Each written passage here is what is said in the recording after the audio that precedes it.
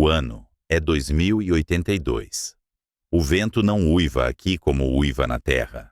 A atmosfera é tênue demais para carregar o peso de um grito, quanto mais o rugido de uma tempestade, resultando em um sussurro sibilante e fantasmagórico que arranha o casco de titânio da sonda autônoma. Seu nome é Batuta. Ela flutua silenciosamente sobre as planícies de Crise Planitia, uma maestrina solitária, regendo uma orquestra que perdeu todos os seus músicos. Abaixo de seus sensores ópticos, o solo não é apenas vermelho, é a cor do sangue seco, uma ferida geológica que nunca cicatrizou, oxidada por eras de exposição impiedosa ao cosmos. Batuta ajusta suas lentes de foco variável, procurando movimento, mas encontrando apenas a estagnação da entropia.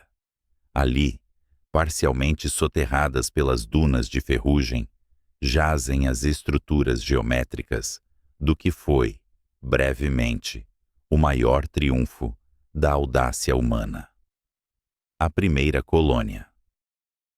Cúpulas geodésicas, que outrora brilhavam com a promessa de um novo Éden, agora se assemelham a crânios branqueados no deserto, com suas superfícies de polímero rachadas pela radiação ultravioleta e cobertas por uma mortalha de poeira eletrostática. Os painéis solares, que deveriam beber a luz fraca daquele sol distante para alimentar os sistemas de suporte à vida, são agora tapetes escuros e inúteis. A poeira marciana não é como a areia da praia terrestre, arredondada e suave pela ação das ondas. É microscópica, afiada como vidro moído e carregada de eletricidade estática. Ela adere a tudo com a tenacidade de um parasita.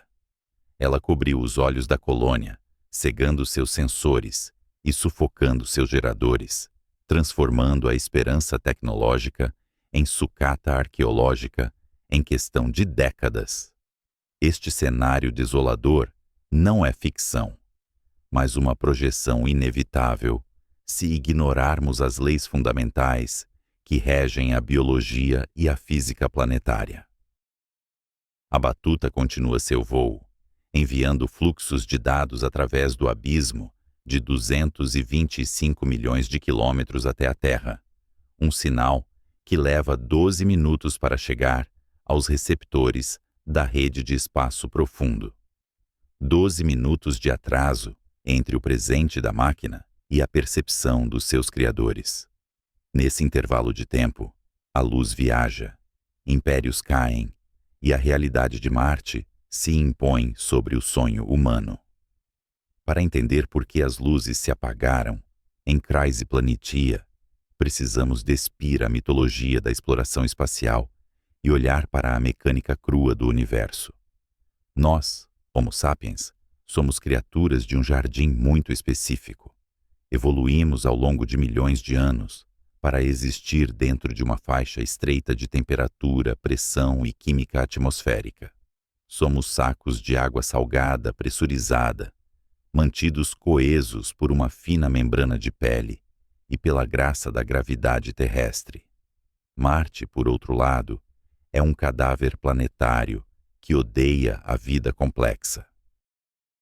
Quando olhamos para a superfície marciana, através das câmeras da Batuta, vemos um deserto que nos lembra o Arizona ou o Atacama.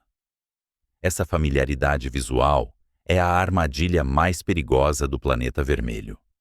Ela nos convida a pensar que só precisamos de um casaco quente e um tanque de oxigênio. Mas a realidade física é muito mais violenta. A pressão atmosférica na superfície média de Marte é inferior a 1% da pressão ao nível do mar na Terra. Imagine a atmosfera terrestre como um cobertor pesado e reconfortante que empurra contra o nosso corpo com uma força constante de 1 quilograma por centímetro quadrado. Essa pressão é o que mantém os gases dissolvidos em nosso sangue e a água líquida em nossos tecidos. Em Marte, esse cobertor foi arrancado. A pressão é tão baixa que se aproxima do vácuo industrial. Sem um traje pressurizado, a água na língua, nos olhos e nos pulmões de um ser humano, começaria a ferver instantaneamente a temperatura do corpo. Este fenômeno macabro, conhecido como limite de Armstrong, dita que os fluidos corporais transitam violentamente para o estado gasoso, não pelo calor, mas pela falta de pressão que os mantém líquidos. O explorador desprotegido não congelaria primeiro. Ele incharia e sufocaria enquanto sua própria biologia evaporava para o ar rarefeito. A sonda Batuta sobrevoa o que resta da estufa hidropônica da colônia. O vidro reforçado está estilhaçado. O que aconteceu ali não foi apenas uma falha estrutural, mas uma derrota termodinâmica.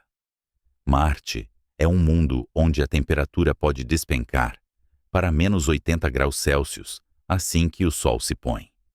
A energia necessária para manter um ambiente tropical, onde plantas terrestres poderiam crescer, contra o frio do espaço profundo, é astronômica. É uma batalha constante contra a segunda lei da termodinâmica, onde o calor flui inexoravelmente do corpo quente da colônia para o frio infinito do exterior. A entropia, a medida da desordem do universo, sempre vence no final. Assim que os painéis solares foram cobertos pela poeira e as baterias de isótopos nucleares decaíram além de sua vida útil, o frio entrou. Ele congelou a água nos tubos, expandindo-a e rompendo as ligas metálicas como se fossem papel, deixando as plantas mumificadas pelo congelamento súbito. Mas o frio e o vácuo são apenas os guardiões dos portões. O verdadeiro assassino em Marte é invisível e silencioso, chovendo do céu com a ferocidade de uma metralhadora subatômica. Na Terra, somos protegidos por dois escudos magníficos: a nossa atmosfera densa e o nosso campo magnético global, gerado pelo dínamo de ferro fundido que gira no núcleo do nosso planeta.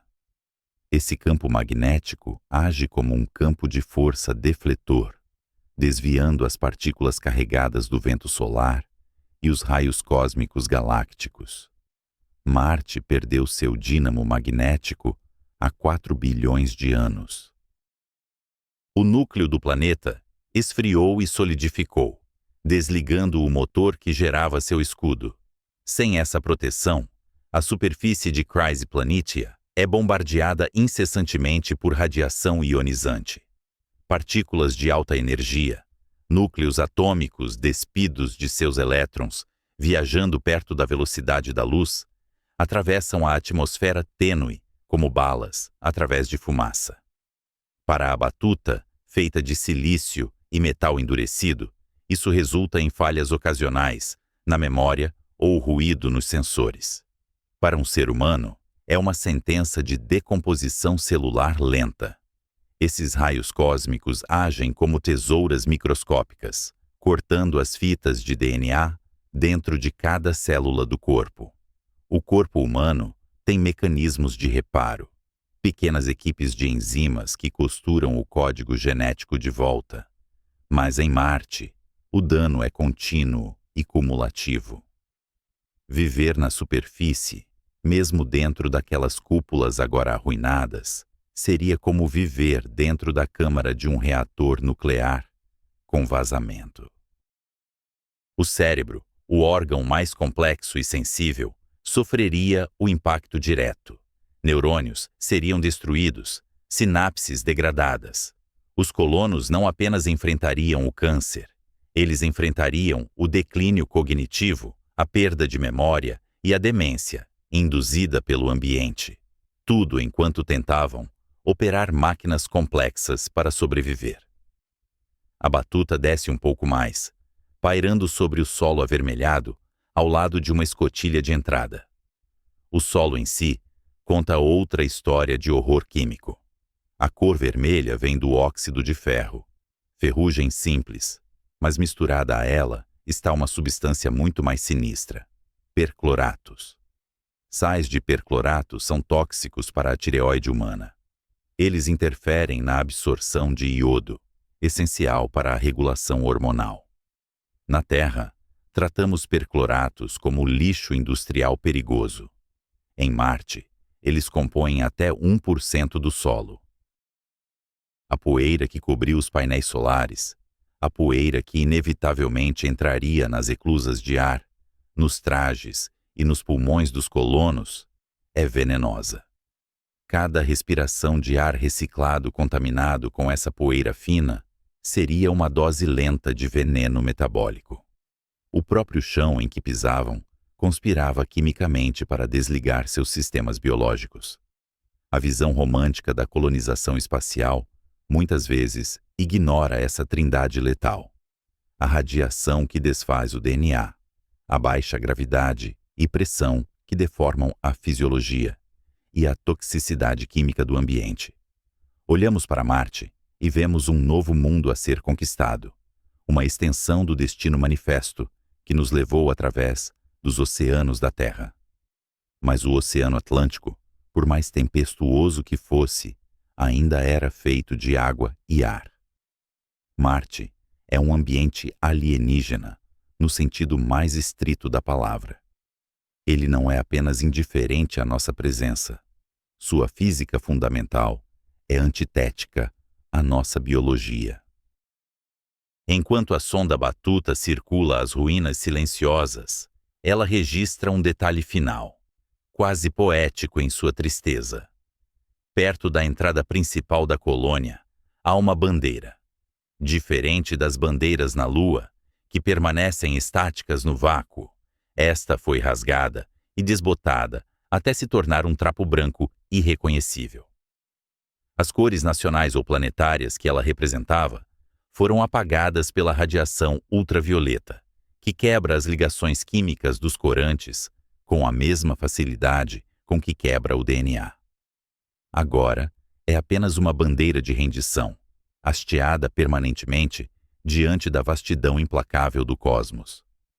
A tragédia implícita nas imagens que a Batuta envia de volta para a Terra em 2082 não é o fracasso da tecnologia. As máquinas funcionaram até onde a física permitiu. A tragédia é o fracasso da compreensão humana sobre o seu próprio lugar no universo. Acreditamos que a inteligência e a vontade são suficientes para dobrar a natureza aos nossos caprichos, mas esquecemos que somos produtos de um nicho ecológico extremamente específico. Somos astronautas da Terra, perfeitamente adaptados para um planeta azul, tentando forçar nossa existência em um planeta vermelho que morreu bilhões de anos antes do primeiro primata se levantar nas savanas africanas. O silêncio em crise planítia é pesado. Não é a paz de um santuário, mas o silêncio de uma tumba selada. A Batuta termina sua varredura e aponta seus propulsores para o céu, subindo de volta para a órbita, deixando para trás os esqueletos da ambição humana. A poeira continua a cair, grão por grão, cobrindo o que restou, apagando as pegadas das botas, reescrevendo a história daquela breve intrusão biológica na escala de tempo geológica. A pergunta que ecoa através do vácuo, enquanto olhamos para esses dados do futuro hipotético, não é se temos os foguetes para chegar lá. A engenharia de propulsão é a parte fácil. A física newtoniana é previsível. A verdadeira questão, a que assombra os corredores das agências espaciais e os sonhos dos visionários, é muito mais profunda e visceral. Se a própria estrutura atômica e molecular de Marte é uma arma apontada para a nossa biologia, será que a sobrevivência é sequer possível? Ou estamos apenas procurando a maneira mais cara e elaborada de cometer suicídio coletivo? E se a sobrevivência for possível, o que teremos que nos tornar para suportá-la? Deixaremos de ser humanos para nos tornarmos marcianos? Ou a poeira vermelha reivindicará tudo o que somos antes que a primeira geração nascida lá possa olhar para o pálido ponto azul no céu e chamá-lo de lar? No alto dos picos gelados de Flagstaff, no Arizona, onde o ar se torna tão fino que a respiração humana se transforma em nuvens efêmeras contra o céu noturno, um homem solitário sentava-se curvado diante de um gigante de latão e vidro. O ano era 1894 e o mundo lá embaixo estava em plena revolução industrial, consumido pelo vapor, pelo aço e pelo barulho do progresso. Mas no topo da colina de Marte, Percival Lowell buscava o silêncio. Ele buscava uma resposta que não estava escrita em nenhum livro sagrado ou equação terrestre. Ele olhava para o ponto vermelho rubi, suspenso no veludo negro do cosmos, e não via apenas um planeta. Ele via um espelho do nosso próprio futuro. O telescópio Clark, de 24 polegadas, era a máquina do tempo de Lowell. Através de suas lentes, a luz que viajou milhões de quilômetros era capturada, focada e projetada na retina de um homem desesperado por companhia cósmica. O que Lowell viu, ou o que seu cérebro convenceu seus olhos de que estavam vendo, mudaria a trajetória da imaginação humana para sempre. Ele viu linhas. A natureza, em sua infinita complexidade caótica, raramente desenha linhas retas. Rios serpenteiam, costas se fraturam, montanhas se erguem em picos irregulares. A linha reta é a assinatura da intenção, é a marca da engenharia, é a prova de uma mente que impõe ordem sobre a entropia natural. Lowell observou uma rede geométrica vasta cobrindo a superfície marciana, estendendo-se dos polos congelados até as regiões equatoriais áridas. Ele as chamou de canais. Para a mente vitoriana, obcecada pela construção de grandes canais, como o de Suez e o do Panamá, a interpretação era óbvia e aterrorizante.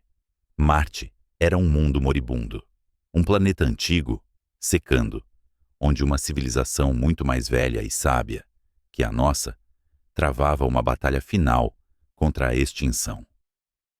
Lowell imaginou uma raça de engenheiros planetários unindo-se em um esforço global para bombear a água do derretimento das calotas polares para as cidades sedentas no Equador. Não era apenas geologia o que ele via, era sociologia em escala astronômica. A visão era trágica, romântica e profundamente sedutora. Essa alucinação coletiva não nasceu do nada.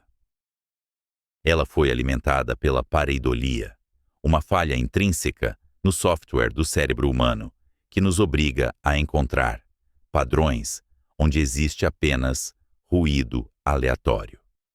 Quando olhamos para a superfície de Marte através da atmosfera turbulenta da Terra, é como tentar ler um jornal colocado no fundo de uma piscina agitada.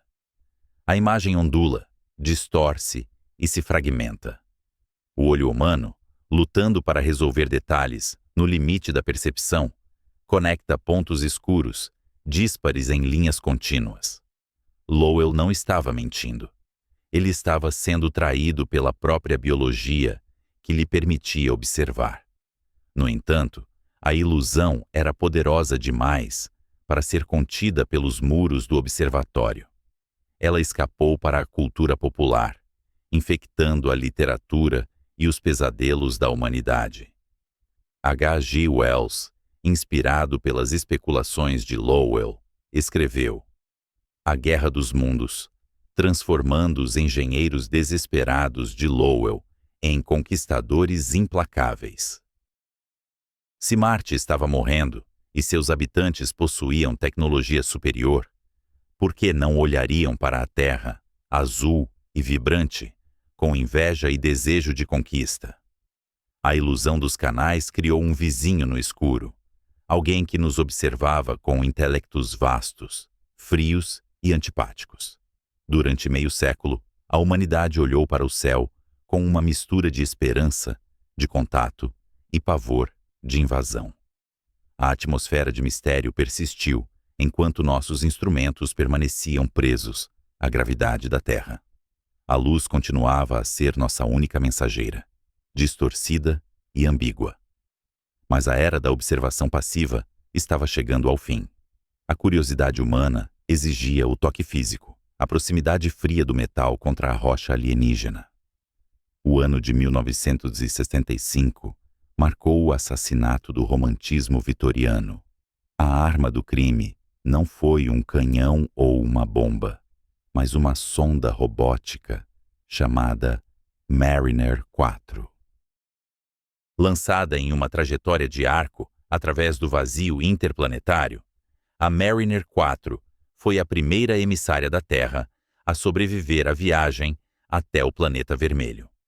Em julho daquele ano, a sonda passou zunindo por Marte, uma pequena caixa de eletrônicos rudimentares, navegando na escuridão. A tensão no laboratório de propulsão a jato era palpável. Eles não esperavam ver marcianos acenando, mas a esperança de encontrar vegetação, musgos ou sinais de água líquida ainda permeava a comunidade científica. O legado de Lowell ainda sussurrava nos corredores da ciência. A transmissão dos dados foi excruciante. A uma velocidade de apenas 8 bits por segundo, a Mariner 4 sussurrou suas descobertas através do abismo de rádio. Enquanto os computadores lutavam para processar os números binários em imagens, os cientistas, impacientes, imprimiram as tiras de dados brutos e as coloriram à mão com pastéis, criando uma imagem, pintar por números, antes que a tecnologia pudesse renderizar a fotografia real. Quando a primeira imagem, o quadro 7E, finalmente se revelou, o silêncio que caiu sobre a sala e subsequentemente sobre o mundo foi pesado como chumbo. Não havia canais, não havia cidades, não havia sequer o leito seco de rios antigos visíveis naquela resolução. O que a Mariner 4 revelou foi uma paisagem de desolação absoluta. A superfície era marcada por crateras de impacto, cicatrizes brutais de violência cósmica que haviam permanecido inalteradas por eras. Parecia a Lua. Era um mundo morto, estéril, bombardeado por meteoritos e banhado em radiação ultravioleta letal. A atmosfera que Lowell acreditava ser capaz de sustentar uma civilização moribunda revelou-se um véu fino e patético, com menos de 1% da densidade da Terra, composto quase inteiramente de dióxido de carbono sufocante. Não havia engenheiros bombeando água. Havia apenas poeira, rocha e o silêncio eterno de um deserto que nunca conheceu pegadas. A decepção cultural foi profunda. De um dia para o outro, Marte deixou de ser a morada de uma civilização sábia e trágica para se tornar um cadáver geológico. A realidade científica esmagou a fantasia com a indiferença brutal dos dados empíricos. O planeta vermelho não era um irmão mais velho lutando pela vida. Era um túmulo que talvez nunca tivesse sido ocupado. As linhas retas de Lowell dissolveram-se em crateras aleatórias e dunas de areia varridas pelo vento. A pareidolia foi curada pela proximidade. Essa revelação forçou uma recalibração fundamental na psique humana. Nós estávamos, ao que tudo indicava, muito mais sozinhos no sistema solar do que ousávamos imaginar. A ausência de vida evidente em Marte transformou o planeta de um objeto de medo e fascínio sociológico em um alvo de desafio geológico e físico. Se não havia ninguém lá para nos receber ou nos invadir, então Marte era uma lousa em branco, um espelho não da nossa história, mas da nossa tenacidade. A morte dos canais de Lowell não foi o fim do interesse por Marte, mas o início de uma relação mais madura, embora mais sombria. A ilusão de uma civilização fácil foi substituída pela realidade de um ambiente hostil que desafiaria cada limite da engenharia e da biologia humana. A Mariner 4 nos mostrou que o universo não nos deve companhia. A vida não é a regra. é a exceção rara e frágil. Olhamos para as imagens granuladas de 1965 e vimos o verdadeiro rosto de Ares. Não o deus da guerra, mas o deus da desolação. As crateras olhavam de volta para nós, órbitas vazias de um crânio planetário, levantando uma questão que ecoaria pelas décadas seguintes, muito mais assustadora do que qualquer invasão alienígena. Se este mundo morreu, ou se nunca viveu, o que isso diz sobre a raridade do nosso próprio oásis azul? E se quisermos que Marte tenha vida, teremos nós que ser os deuses que a levam até lá? Imagine um médico legista debruçado sobre um corpo frio em uma mesa de aço inoxidável, sob a luz crua de uma lâmpada fluorescente. O paciente não é humano, mas um mundo inteiro. A pele é vermelha, oxidada e coberta de cicatrizes de impactos antigos. O tempo da morte não foi ontem, mas há 4 bilhões de anos. A causa da morte não foi um evento súbito, mas uma longa e agonizante asfixia. Estamos prestes a realizar a autópsia de Marte. Para entender por que este planeta é hoje um deserto radioativo, precisamos olhar para além da superfície empoeirada, mergulhando profundamente nas entranhas do mundo, onde reside o verdadeiro motor da vida planetária. Na Terra, sentimos o chão firme sob nossos pés e assumimos que a rocha é a fundação da nossa existência. Mas a verdadeira guardiã da biosfera terrestre é um oceano de metal líquido girando furiosamente a milhares de quilômetros abaixo de nós. É o núcleo externo, composto de ferro e níquel fundidos, agitado pela rotação do planeta e pelo calor primordial remanescente da criação do sistema solar. Este movimento cria correntes elétricas colossais, transformando a Terra em um eletroimã gigantesco. É um dínamo, um gerador cósmico que projeta um escudo invisível para o espaço, a magnetosfera. Sem esse escudo, a Terra seria tão estéril quanto a Lua. Marte já teve esse coração pulsante. Há bilhões de anos, o núcleo marciano era quente e fluido, girando com vigor suficiente para gerar um campo magnético global.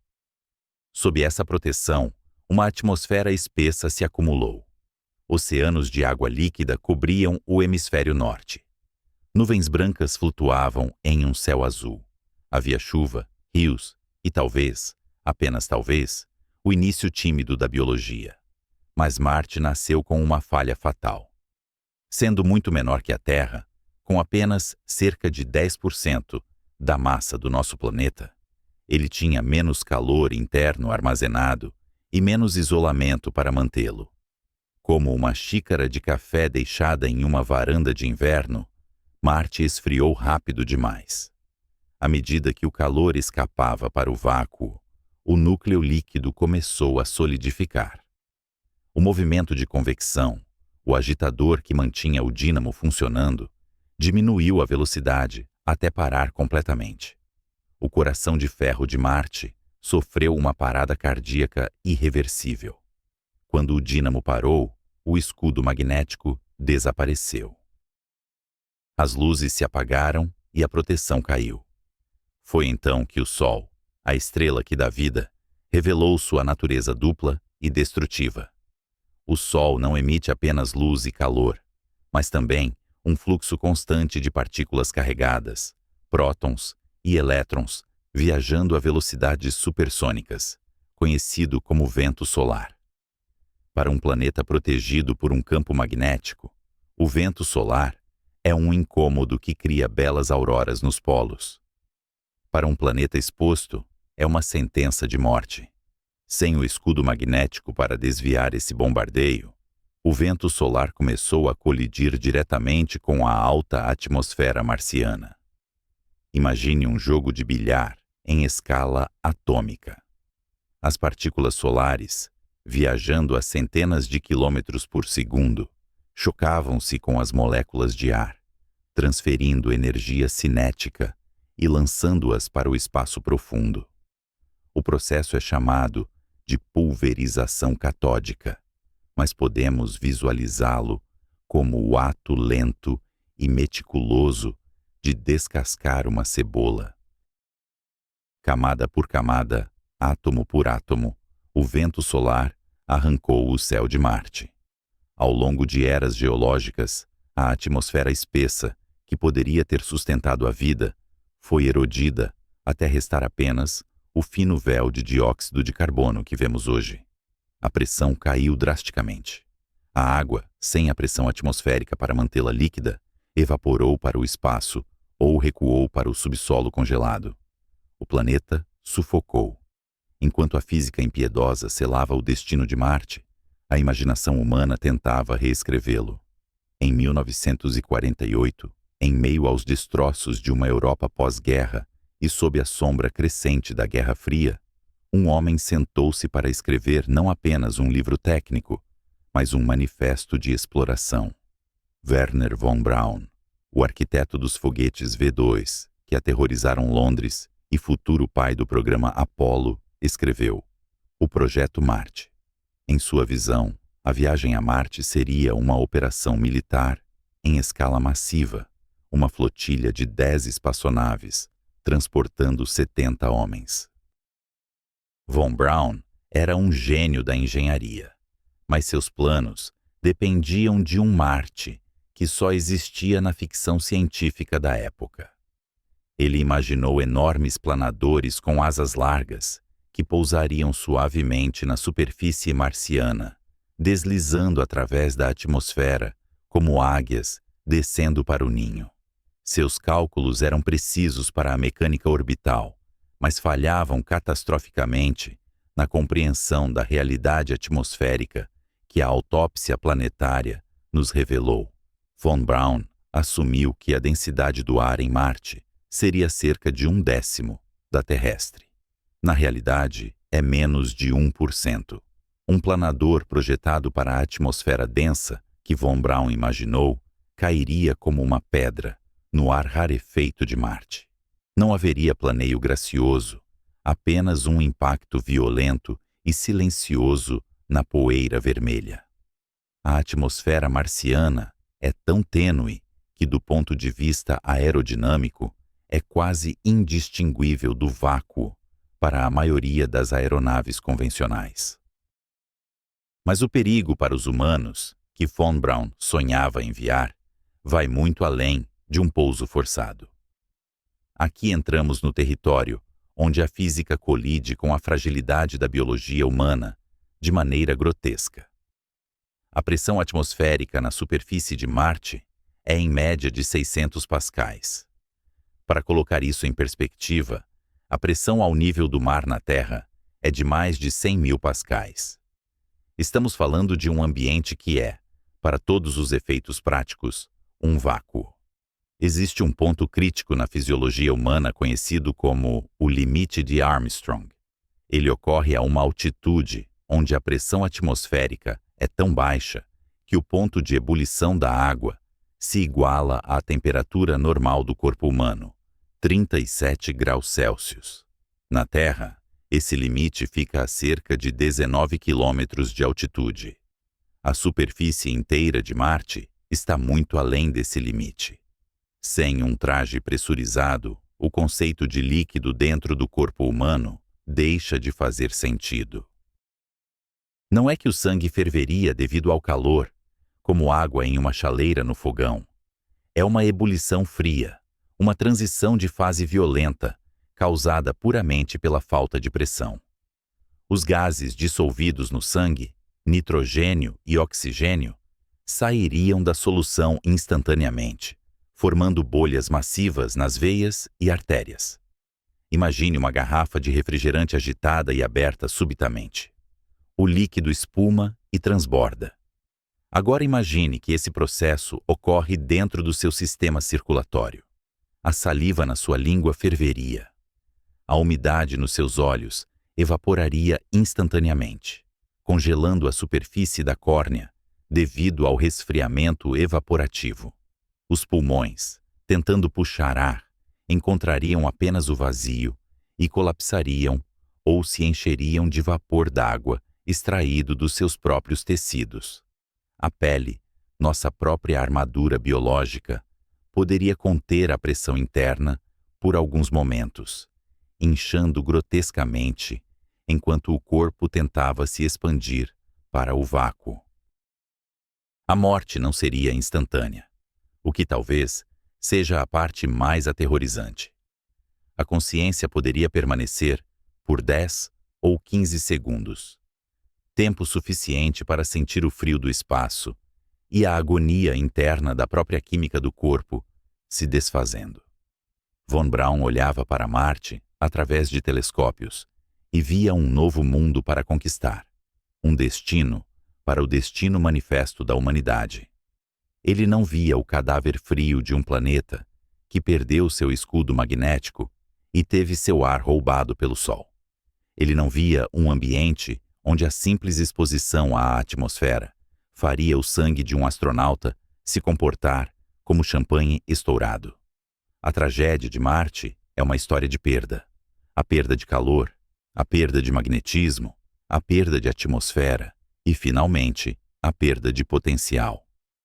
O planeta vermelho é um monumento silencioso às leis da termodinâmica, um lembrete de que a habitabilidade é um equilíbrio precário, mantido por forças geológicas invisíveis que podem falhar.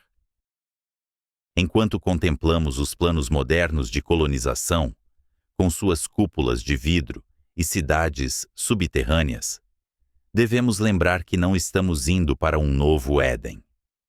Estamos indo para um cemitério planetário, onde a própria física do ambiente conspira para transformar a água em gás e a vida em poeira. A sobrevivência lá não é apenas uma questão de engenharia de foguetes, como pensava Von Braun, mas de criar uma bolha de terra, uma pequena anomalia de pressão e calor, desafiando a realidade fria e indiferente de um mundo que morreu bilhões de anos antes do primeiro ser humano olhar para o céu. Se o núcleo de Marte tivesse permanecido quente por mais alguns bilhões de anos, se o dínamo tivesse continuado a girar, a história do nosso sistema solar poderia ter sido a de dois mundos irmãos, ambos azuis, ambos vibrantes, mas o dínamo parou. E no silêncio que se seguiu, o vento solar soprou, e Marte tornou-se o deus da guerra, vermelho como o sangue que ferveria se ousássemos pisar lá desprotegidos.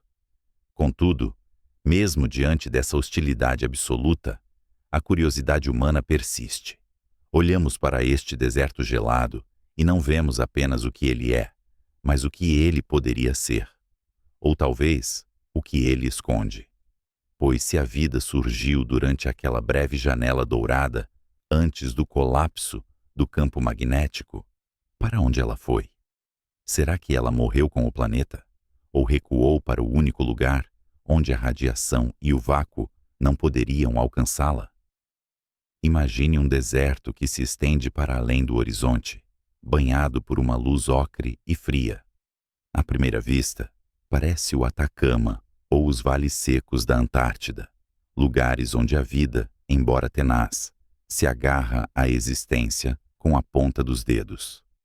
Mas esta familiaridade é a maior mentira de Marte. Quando as primeiras sondas mecânicas estenderam seus braços metálicos para tocar a superfície do planeta vermelho, não encontraram apenas poeira inerte. Encontraram um paradoxo químico de proporções planetárias. Estamos no ano de 1976. As sondas Viking pousam, triunfantes, em Crise Planitia e Utopia Planitia. A humanidade prende a respiração. Os instrumentos biológicos a bordo, projetados para detectar o metabolismo de micróbios alienígenas, enviam dados positivos. Algo reagiu. O champanhe foi preparado na Terra. Mas a celebração foi prematura, sufocada por uma realidade química cruel, que só compreenderíamos completamente décadas depois, com a chegada da sonda Fênix ao Polo Norte marciano. O solo de Marte não é terra, no sentido em que entendemos o solo fértil e vivo sob nossos pés. É um oceano seco de veneno. A descoberta dos percloratos mudou tudo. Imagine que cada punhado de areia vermelha que você pega não é apenas rocha pulverizada, mas algo embebido em alvejante industrial de alta concentração. O perclorato é um íon, uma estrutura molecular voraz, composta por um átomo de cloro, cercado por 4 átomos de oxigênio, faminto por elétrons, agressivo e tóxico para a biologia terrestre. Na Terra, usamos percloratos em combustíveis de foguetes e fogos de artifício. Em Marte, ele cobre o planeta inteiro. Para um astronauta, isso transforma a poeira onipresente em um inimigo íntimo. A poeira marciana é eletrostática. Ela gruda nos trajes, nas botas, nas vedações das comportas de ar. Se essa poeira entrar no habitat, e inevitavelmente entrará, ela se torna um perigo sistêmico. Quando inalada ou ingerida, o perclorato compete com o iodo na glândula tireoide humana. Ele bloqueia a absorção de iodo, desligando o sistema hormonal, que regula o metabolismo, o crescimento e o desenvolvimento cerebral. O próprio solo do planeta trabalha ativamente para desligar o motor químico do corpo humano. Mas o veneno sob as botas é apenas metade da equação da morte. A outra metade desce do céu, invisível e implacável. Enquanto caminhamos pela superfície, estamos nus diante do cosmos. Sem o cobertor espesso de uma atmosfera densa ou o escudo defletor de uma magnetosfera robusta, Marte é bombardeado pelo que os físicos chamam de radiação cósmica galáctica. Estes não são apenas raios de luz, são balas subatômicas. Imagine núcleos de átomos, despidos de seus elétrons, viajando a velocidades próximas à da luz, impulsionados pelas explosões de supernovas moribundas a milhares de anos-luz de distância. Quando uma dessas partículas de alta energia, íons pesados como ferro ou oxigênio, atinge uma célula humana, o efeito não é como uma queimadura solar, é como um tiro de espingarda em uma biblioteca. A partícula atravessa a célula, deixando um rastro de ionização densa, quebrando as ligações químicas por onde passa. O alvo mais precioso é a dupla hélice do DNA, o código-fonte da nossa existência. Na Terra, nossa biologia lida com quebras simples no DNA o tempo todo. Temos enzimas que agem como pedreiros microscópicos, remendando as rachaduras. Mas a radiação cósmica galáctica causa o que chamamos de quebras de fita dupla complexas. É como se uma tesoura invisível cortasse a fita do DNA em vários lugares simultaneamente. Os mecanismos de reparo da célula entram em pânico. Eles tentam colar as pontas soltas de qualquer maneira, unindo cromossomos que nunca deveriam se tocar, criando quimeras genéticas monstruosas dentro do núcleo da célula. O resultado imediato é a morte celular. O resultado a longo prazo, para os sobreviventes, é o câncer. Mas há um horror mais sutil: o efeito no sistema nervoso central. O cérebro, ao contrário da pele ou do sangue, não substitui suas células rapidamente. Neurônios atingidos por íons pesados morrem ou funcionam mal. Uma tripulação em uma missão longa a Marte pode enfrentar não apenas o risco de tumores, mas uma degradação cognitiva progressiva, uma demência induzida pelo espaço, onde a memória, o foco e a capacidade de tomar decisões críticas se desfazem sob o bombardeio estelar.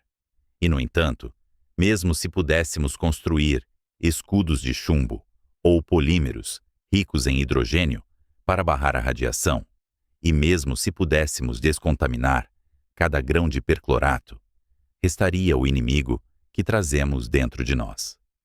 A mente humana evoluiu em ressonância com o pulso da Terra. O que acontece quando cortamos esse cordão umbilical?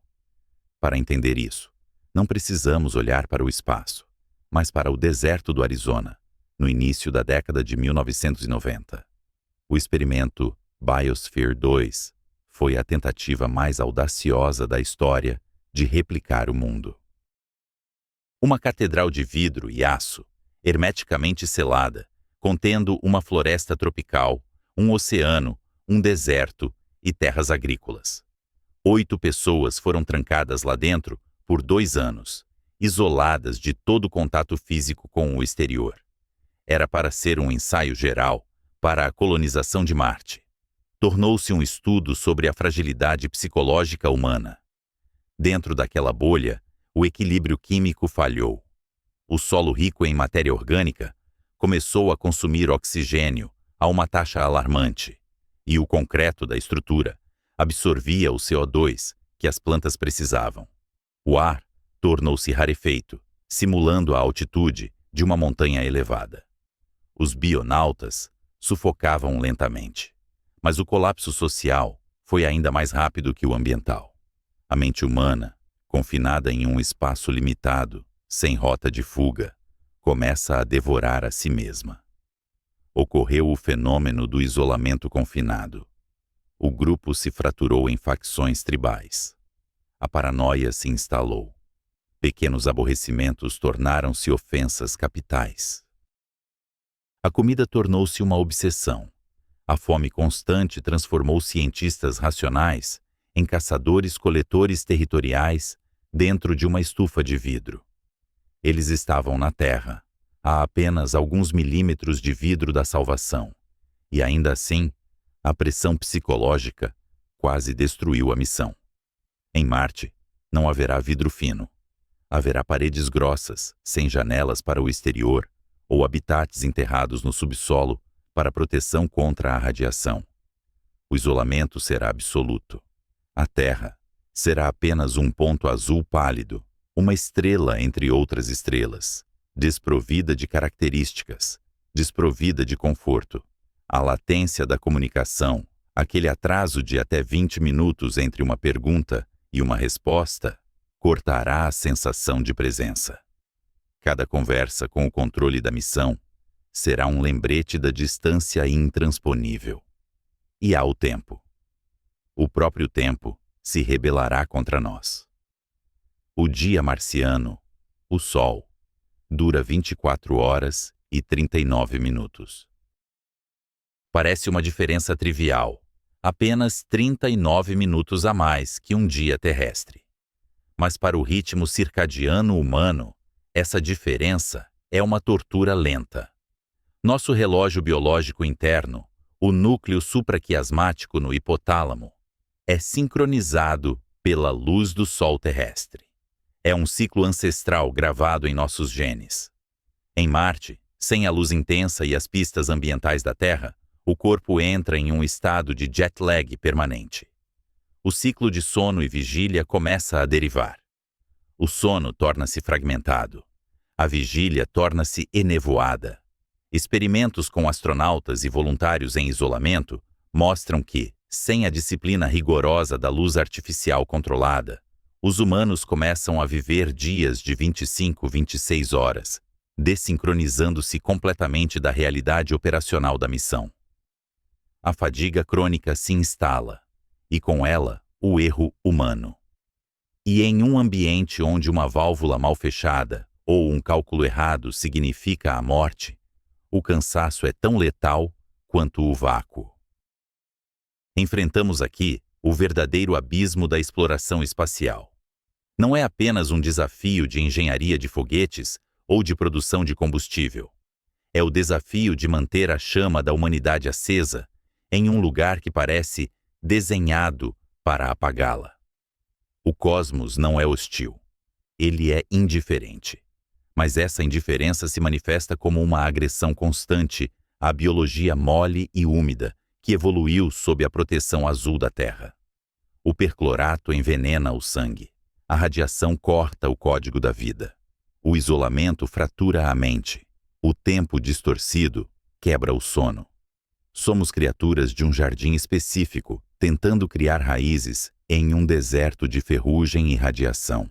A tecnologia pode nos levar até lá.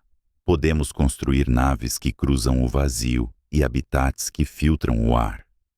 Mas a questão que permanece, ecoando nos corredores silenciosos das nossas futuras colônias, é se podemos levar a nós mesmos sem nos perdermos no processo. Será que o ser humano que sobreviver a Marte ainda será, em essência, humano? Ou a adaptação a este mundo alienígena exigirá que nos tornemos algo diferente, algo mais duro, mais frio, algo forjado na fornalha da sobrevivência a qualquer custo? Enquanto olhamos para as imagens enviadas pelos rovers, vendo as dunas varridas pelo vento e as rochas antigas, devemos ver não apenas um destino, mas um espelho. Um espelho que reflete nossas limitações mais profundas. A conquista de Marte pode não ser sobre plantar uma bandeira, mas sobre redesenhar a definição do que significa estar vivo. Se o solo é veneno e o céu é fogo, então a vida deve se tornar pedra para persistir. Imagine um mundo trancado em um esquife de gelo seco e poeira vermelha. Um cadáver planetário que tem dormido um sono sem sonhos por bilhões de anos. Nas vastas solidões das calotas polares marcianas, o silêncio é tão absoluto que parece ter peso, uma pressão fantasmagórica que esmaga a esperança. Aqui, camadas de dióxido de carbono congelado repousam como pergaminhos antigos, registrando a história climática de um mundo que morreu jovem.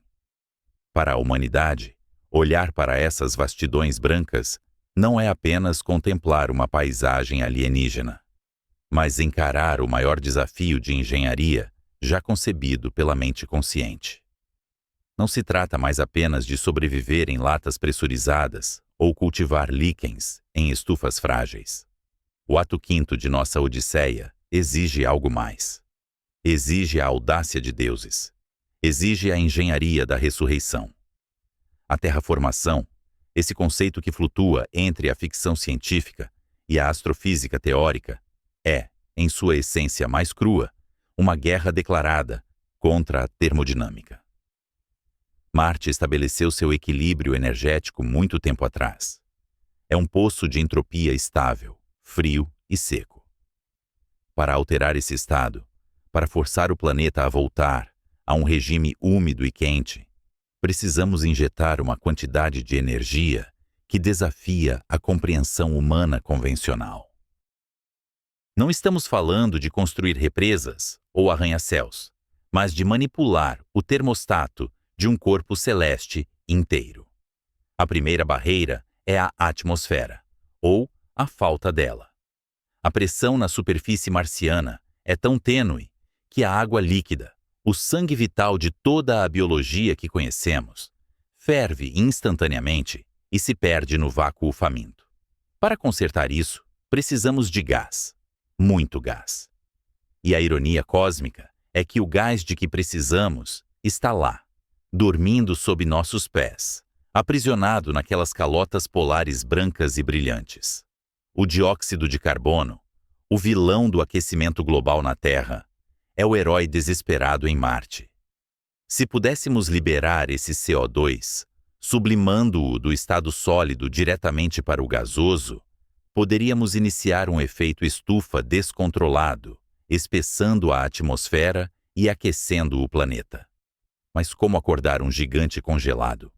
Alguns futuristas modernos, movidos por uma impaciência faustiana, sugeriram a solução mais violenta possível: o uso de armas termonucleares. A proposta visualiza o lançamento de ogivas de fusão sobre os polos marcianos, não para atingir o solo, mas para detonar acima das calotas de gelo, criando sóis artificiais temporários. A física aqui é brutal e direta. O pulso térmico de uma detonação nuclear é uma injeção maciça de fótons de alta energia e nêutrons rápidos. Essa energia radiante vaporizaria instantaneamente as camadas de gelo seco. Imagine a cena. O céu rosa pálido de Marte sendo rasgado por 2 sóis cegantes nos polos, cogumelos de fogo e vapor subindo até a estratosfera, carregando megatoneladas de gás carbônico e vapor de água. Seria uma ignição planetária. No entanto, a termodinâmica é uma senhora cruel que cobra suas dívidas com juros. O uso de armamento nuclear traz consigo o espectro da precipitação radioativa. Embora as detonações aéreas minimizem a contaminação do solo, os isótopos radioativos poderiam ser carregados pelos ventos globais, transformando o planeta vermelho em um deserto tóxico antes mesmo de se tornar habitável. Além disso, existe o risco do inverno nuclear reverso, onde a poeira levantada pelas explosões bloquearia a luz solar fraca que chega a Marte, resfriando o planeta em vez de aquecê-lo, trancando-o ainda mais fundo em seu túmulo de gelo. Se a força bruta do átomo é um martelo demasiado impreciso, talvez a resposta resida na elegância da luz. A engenharia orbital nos oferece uma alternativa mais sutil, porém titânica em escala. Espelhos. Não os espelhos de vidro que conhecemos, mas vastas estruturas de mylar, aluminizado, finas como bolhas de sabão, estendendo-se por quilômetros no vazio do espaço. Esses espelhos orbitais gigantes funcionariam como lupas cósmicas. Posicionados em órbita estacionária, eles capturariam a luz solar que passaria ao lado do planeta e a desviariam, focando-a com precisão cirúrgica sobre as calotas polares.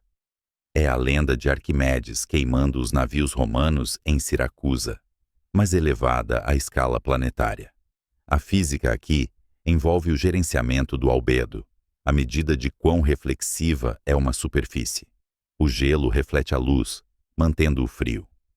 Ao focar luz solar concentrada, aumentamos a temperatura local, sem a violência da fissão nuclear, sublimando o CO2 de forma constante e controlada.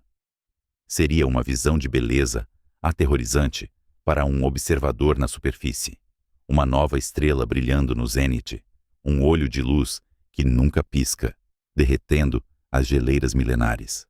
A liberação de gás aumentaria a pressão atmosférica. O céu mudaria de cor. A temperatura subiria. Mas então, nos deparamos com o paradoxo de Sísifo. Marte não morreu apenas porque esfriou. Ele morreu porque perdeu seu coração. Bilhões de anos atrás, o dínamo interno de Marte, o núcleo de ferro fundido que girava e gerava seu campo magnético, parou. Sem essa magnetosfera protetora, a atmosfera marciana ficou exposta à fúria do Sol. O vento solar, um fluxo constante de partículas carregadas e plasma superaquecido, agiu como uma lixa cósmica, arrancando a atmosfera do planeta molécula por molécula, num processo conhecido como pulverização catódica ou sputtering. Se reconstruirmos a atmosfera usando bombas nucleares ou espelhos orbitais, mas não resolvermos o problema magnético, estaremos apenas enchendo um balde furado. O Sol, implacável, varreria nosso trabalho árduo de volta para o espaço profundo. Não podemos reiniciar o núcleo do planeta. Essa engenharia está além até mesmo de nossos sonhos mais selvagens. Portanto, se o planeta não pode gerar seu próprio escudo, nós teremos que construir um para ele. A proposta mais audaciosa da magnetohidrodinâmica moderna envolve a criação de uma magnetosfera artificial. Não precisamos envolver todo o planeta em cabos de cobre.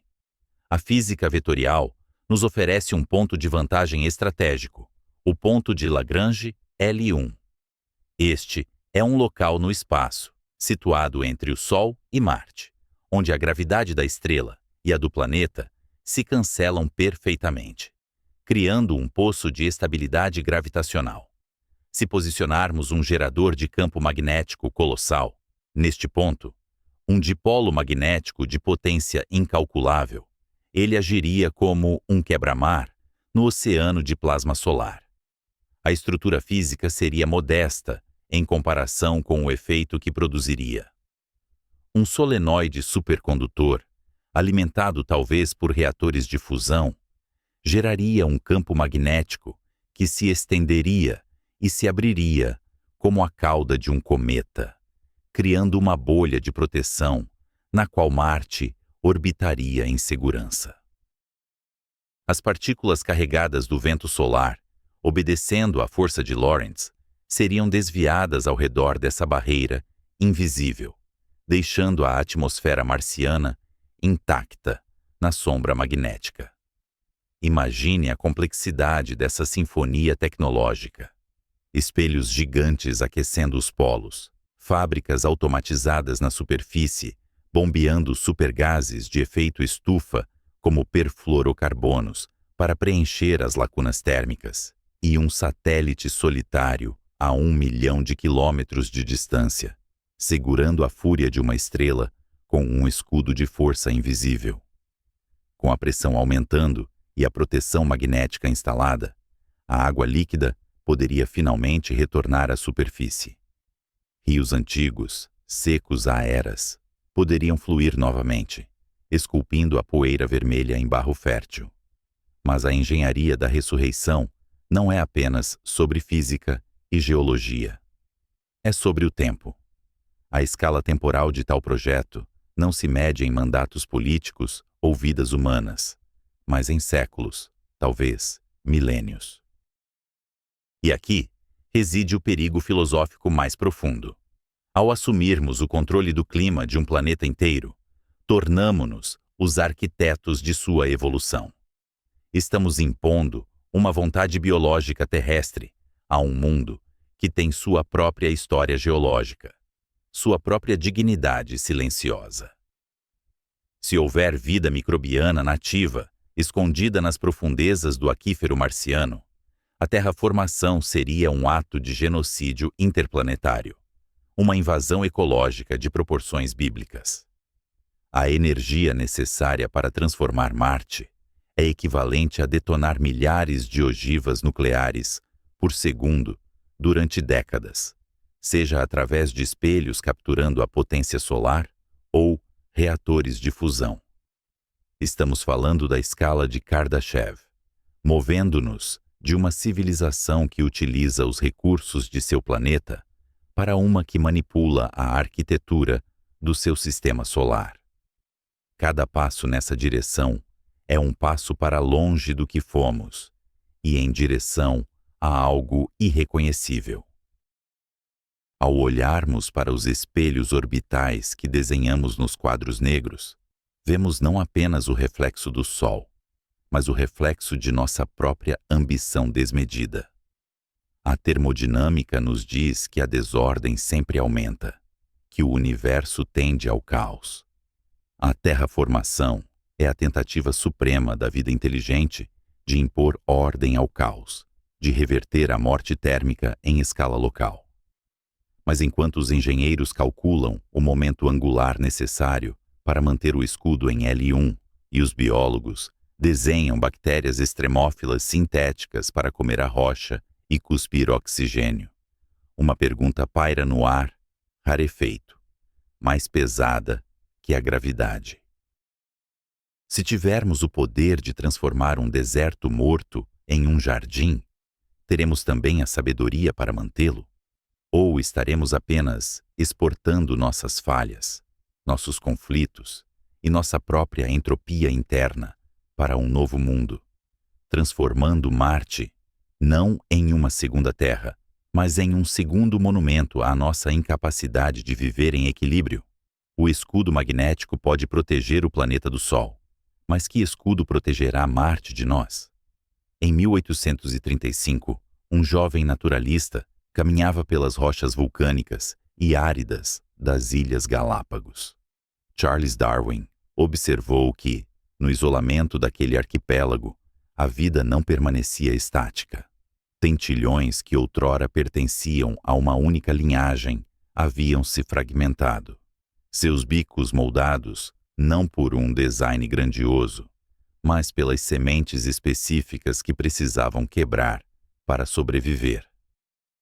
O isolamento geográfico, percebeu ele, era o grande escultor da biologia. A distância cria divergência. Agora, imaginemos uma ilha não separada por alguns quilômetros de oceano, mas por 225 milhões de quilômetros de vácuo impiedoso. Marte não é apenas um novo território, é o laboratório evolutivo definitivo.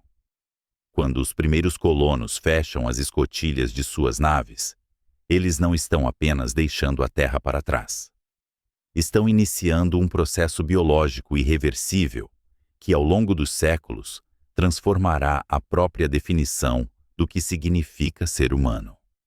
A gravidade é o arquiteto silencioso de nossa anatomia. Durante bilhões de anos, cada célula, cada osso e cada válvula cardíaca da vida terrestre foi esculpida pela constante e implacável atração de 9,8 metros por segundo ao quadrado.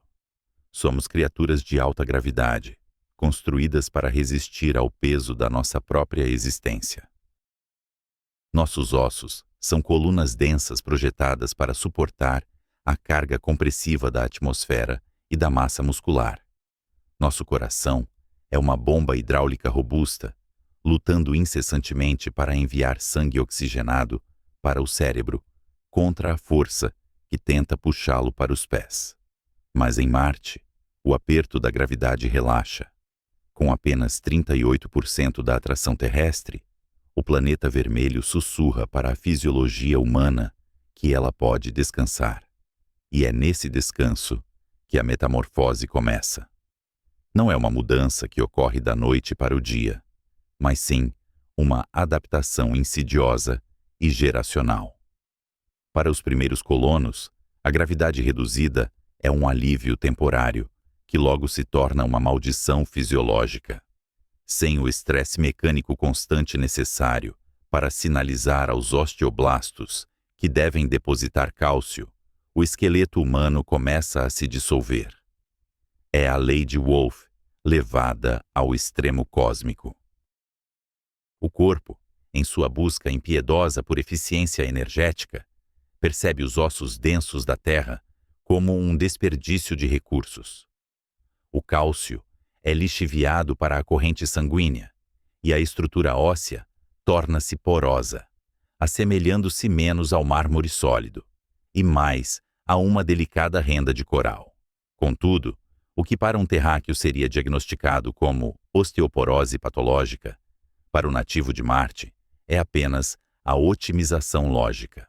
Imaginemos a terceira ou quarta geração nascida sob o céu cor de ocre. Eles não são mais o Homo sapiens que conhecemos.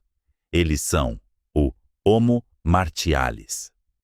Onde o humano terrestre é compacto e robusto, como uma catedral românica de paredes grossas feita para suportar o peso da pedra, o marciano evolui para a elegância gótica. Eles se tornam mais altos, alongados. A coluna vertebral, livre da compressão esmagadora da Terra, expande-se. Os fluidos corporais, que na Terra se acumulam nos membros inferiores, redistribuem-se permanentemente, alterando a própria face, tornando-a mais cheia, enquanto as pernas se tornam mais finas. O sistema cardiovascular sofre a remodelação mais profunda. O coração de um marciano não precisa ser o motor potente de um terráqueo. Bombear sangue verticalmente em Marte requer uma fração do esforço.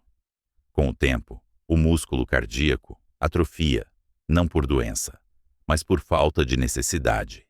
Ele se torna menor, mais eficiente para o seu ambiente, perfeitamente sintonizado com a leveza do mundo ao seu redor. Eles se movem com uma graça que pareceria sobrenatural na Terra, saltando e deslizando com um gasto calórico mínimo. Criaturas de movimentos lentos e deliberados, adaptadas a um mundo onde a queda é suave e o peso é uma sugestão distante. Aqui reside a tragédia fundamental desta nova espécie. Esta adaptação é uma passagem só de ida. Um humano nascido e adaptado a Marte, com seus ossos leves e coração eficiente, jamais poderia visitar o planeta de seus ancestrais. Se um Homo martialis tentasse pousar na Terra, a gravidade o esmagaria. O simples ato de ficar em pé quebraria seus ossos longos.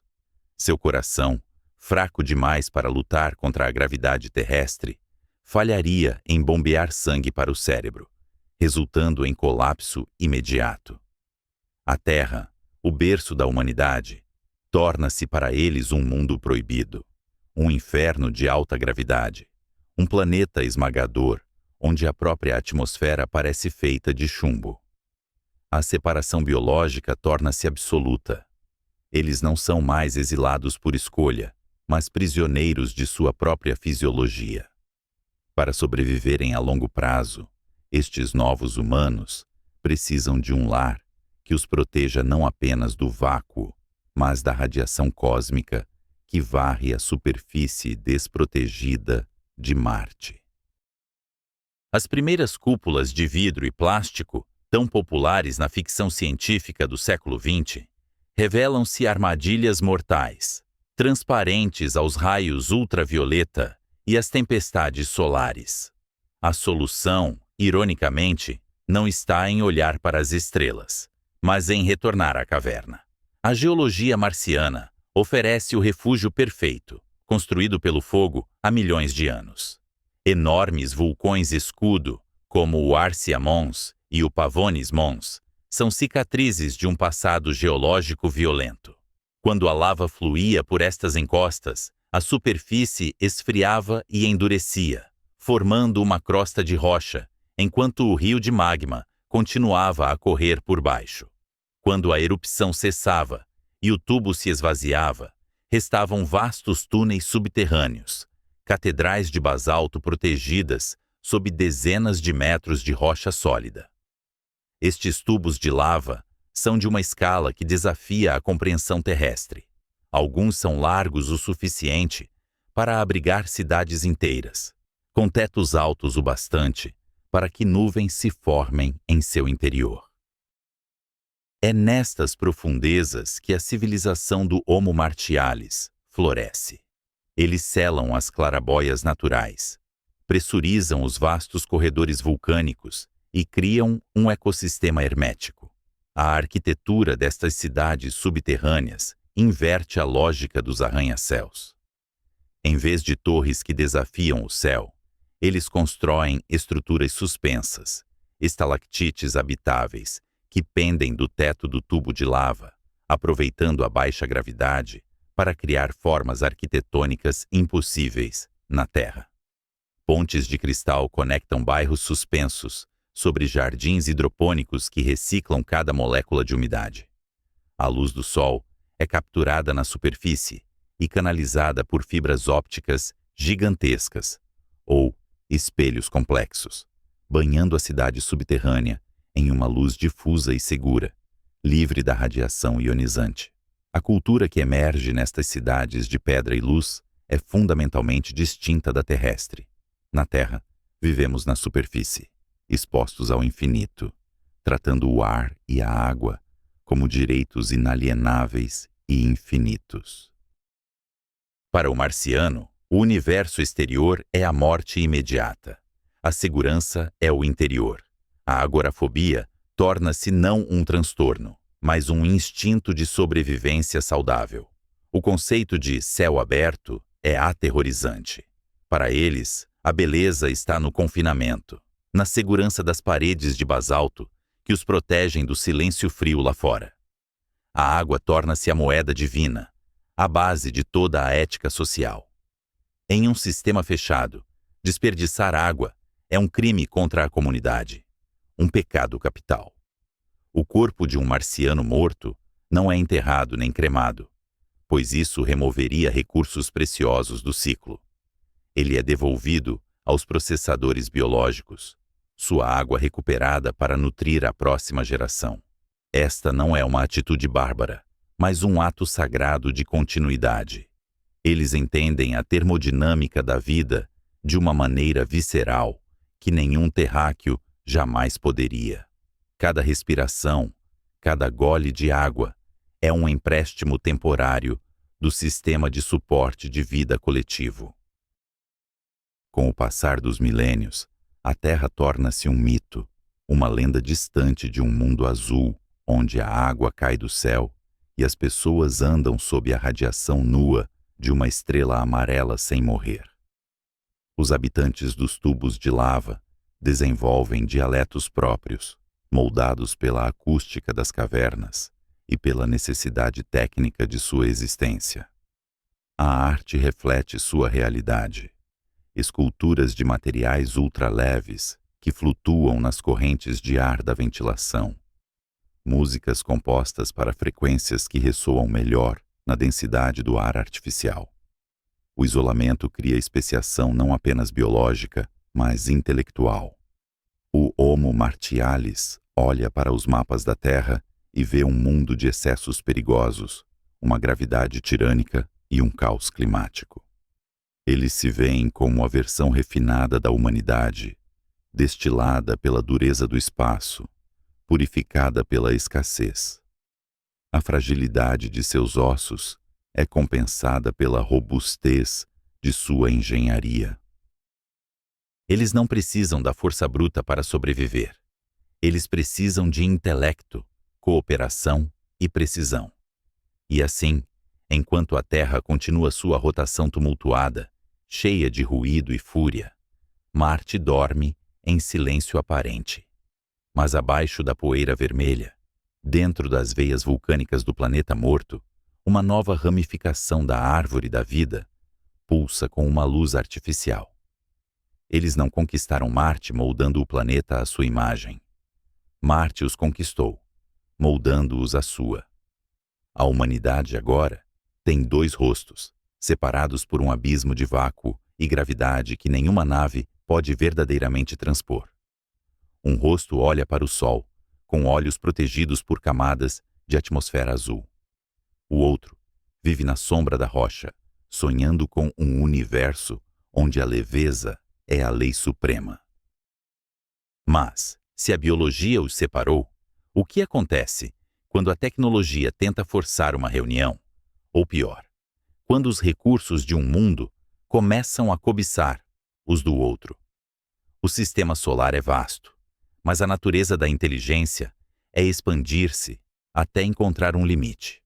E o limite final não é a gravidade, nem a radiação, mas o tempo que resta antes que as luzes se apaguem. Sob o crepúsculo de uma atmosfera tênue e empoeirada, uma figura solitária se destaca contra o horizonte ocre.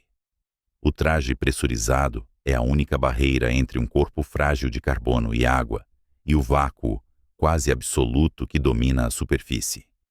O Sol, agora reduzido a uma moeda brilhante e distante, mergulha atrás das montanhas de Tarsis, lançando sombras longas e frias que engolem a paisagem. Mas não é para o pôr do sol que esta figura olha. Seus olhos estão fixos em um ponto específico no firmamento escurecido, uma estrela que brilha com uma luminosidade azulada e constante, pairando silenciosamente acima da poeira rodopiante. Aquele ponto de luz não é uma divindade, nem um corpo celeste inerte. Aquele ponto é o berço de toda a história, de todas as guerras, de todos os amores e de cada canção já cantada pela humanidade. A Terra, vista de Marte, é a estrela da manhã, um farol solitário na vastidão indiferente. Ao contemplar essa visão, a narrativa da exploração espacial transcende a engenharia e a geologia para entrar no domínio do existencialismo puro. Carl Sagan, o poeta da ciência cósmica, certa vez nos pediu para olhar para aquele pálido ponto azul de longe, para compreender a nossa insignificância. Agora, a perspectiva se inverte. Olhamos para a Terra não como viajantes que partem, mas como exilados que encontraram um porto seguro, ainda que inóspito. A sobrevivência em Marte deixa de ser uma questão de plantar bandeiras ou extrair minérios, e torna-se o ato supremo de desafio contra o silêncio do universo. A premissa fundamental desta expansão não é a glória, mas a redundância. Na linguagem da teoria da informação, a Terra é um servidor único, onde todos os dados cruciais estão armazenados. A história genética de bilhões de anos, a complexidade neural que permite a composição de sinfonias e a dedução da relatividade geral, tudo isso reside em um único disco rígido planetário, vulnerável a tempestades solares, impactos de asteroides ou à própria autodestruição tecnológica da espécie que o habita. Marte representa o backup de segurança. É o segundo disco rígido, instalado em um local remoto, garantindo que, se a biblioteca original de Alexandria arder novamente em chamas, o conhecimento e a consciência não desapareçam na fumaça do esquecimento. Esta é uma apólice de seguro contra a extinção. A vida, em sua essência mais fundamental, é uma luta constante contra a entropia, aquela lei termodinâmica implacável que dita que a ordem deve, inevitavelmente, decair em caos. A Terra é uma anomalia de ordem em um universo que tende à desordem. Levar a vida para Marte é expandir essa anomalia. É tecer um novo padrão no tecido do cosmos, onde antes havia apenas rocha estéril e radiação ultravioleta. Não estamos lá para conquistar um planeta, pois não se pode conquistar um mundo que matou sua própria atmosfera há bilhões de anos. Estamos lá para sermos humilhados por ele. A indiferença cósmica é a verdadeira antagonista nesta saga. O universo não é hostil, ele é simplesmente apático. As tempestades de areia globais que engolem o planeta vermelho não têm malícia. Elas são apenas a física em movimento. A radiação que bombardeia o solo não deseja causar mutações no DNA humano. Ela é apenas a energia liberada por fusão nuclear estelar, viajando pelo vácuo.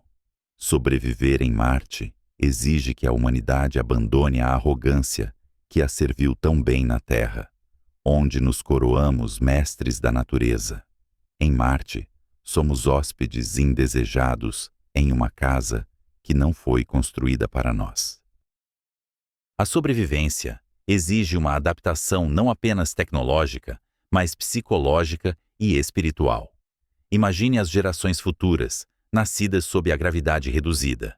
Crianças que nunca viram um oceano azul ou sentiram a chuva na pele, sem a mediação de um domo de policarbonato. Eles olharão para a Terra no céu noturno com um sentimento que mal podemos conceber. Uma mistura de saudade ancestral e estranhamento alienígena. Para eles, a Terra será um mito, um jardim do Éden, de onde seus antepassados foram expulsos ou escolheram partir. Eles serão os primeiros verdadeiros marcianos, não por biologia imediata, mas por identidade. A sua fisiologia começará a divergir sutilmente, seus ossos se alongando, seus sistemas cardiovasculares adaptando-se a bombear sangue com menos esforço contra a gravidade. A espécie humana, confinada a um único ambiente por 200 mil anos, começará a se ramificar. Esta divergência é o preço da imortalidade da espécie. Para que a consciência sobreviva ao tempo profundo, ela não pode permanecer estática. A migração para Marte é o primeiro passo de um processo evolutivo autodirigido. Deixamos de ser apenas observadores da seleção natural, para nos tornarmos seus arquitetos. Ao injetar a vida em um mundo morto, assumimos o papel de jardineiros em um deserto planetário, cultivando biosferas em bolhas de vidro, protegendo a chama de Prometeu contra os ventos gélidos do espaço. Há uma beleza melancólica na ideia de que a nossa maior realização tecnológica, a viagem interplanetária, nos leve de volta às questões mais primitivas. Quem somos nós? Por que estamos aqui? Se a vida é um acidente químico raro, uma improbabilidade estatística flutuando entre galáxias mortas, então temos a responsabilidade moral de não deixar essa luz se apagar. A consciência é a forma como o universo conhece a si mesmo.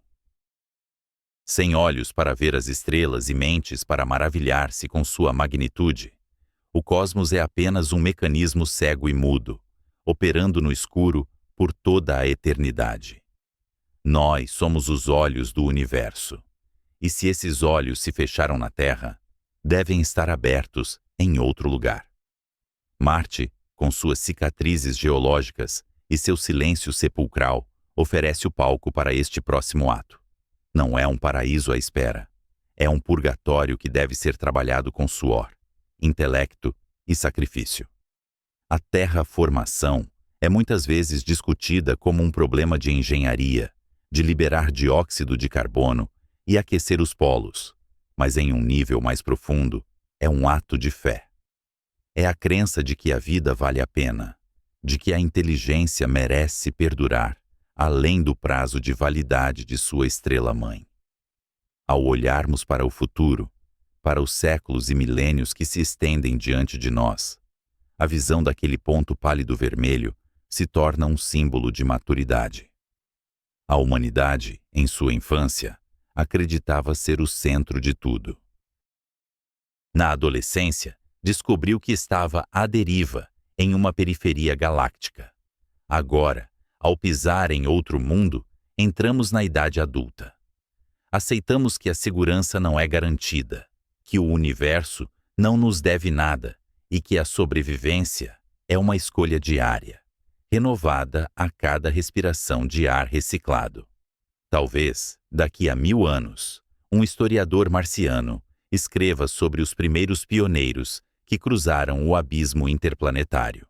Ele não escreverá sobre eles como conquistadores que domaram um mundo selvagem, mas como portadores de uma semente preciosa, viajantes que atravessaram um oceano de noite eterna para plantar uma flor em um vaso de pedra.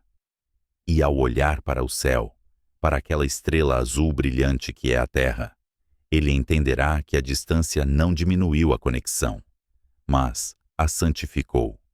A jornada para Marte não é sobre abandonar a Terra. É sobre garantir que a Terra nunca seja esquecida, mesmo que um dia ela deixe de existir. É sobre a continuidade da memória, do amor e da curiosidade. É a afirmação final de que, embora sejamos feitos de poeira de estrelas, somos uma poeira que aprendeu a voar, a sonhar e a desafiar a escuridão.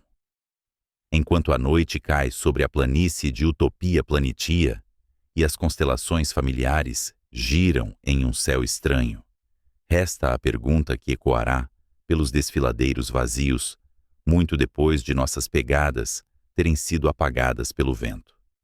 Teremos nós a sabedoria para sermos os guardiões da vida em dois mundos? Ou levaremos nossas velhas sombras para assombrar uma nova luz?